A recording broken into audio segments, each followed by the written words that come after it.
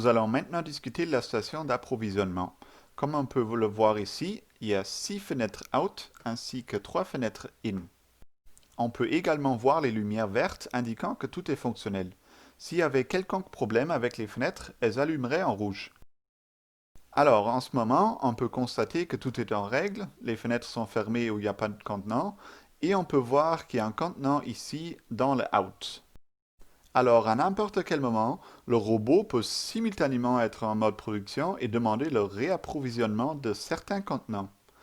Alors, pendant que le robot produit, que les unités de pige remplissent les piluliers, le transporteur, lui, prend les contenants pour aller les porter aux fenêtres out de la station d'approvisionnement et simultanément le système vous en informe à l'onglet production. Une fois que nous avons le contenant, vous pouvez sortir le contenant en utilisant la petite poignée sur le devant. Et une fois que nous avons fait l'approvisionnement, nous replaçons le contenant en le glissant dans la fenêtre IN, en le poussant jusqu'à ce que nous sentions qu'il ait descendu la petite marche. Une fois bien positionné, la porte se referme et le transporteur va replacer le contenant à ce moment. Petit rappel, lorsque vous remettez les contenants à l'intérieur du robot, vous voulez vous assurer que vous le positionnez de sorte que l'étiquette de couvercle ainsi que la poignée soient face à vous. Vous ne voulez pas positionner à l'envers, car le transporteur ne sera pas en mesure de l'agripper.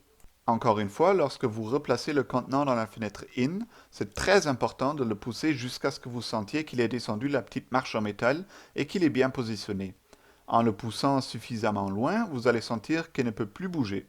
Nous avons entendu le contenant descendre la marche, maintenant la fenêtre se referme et le transporteur ira le porter à son emplacement.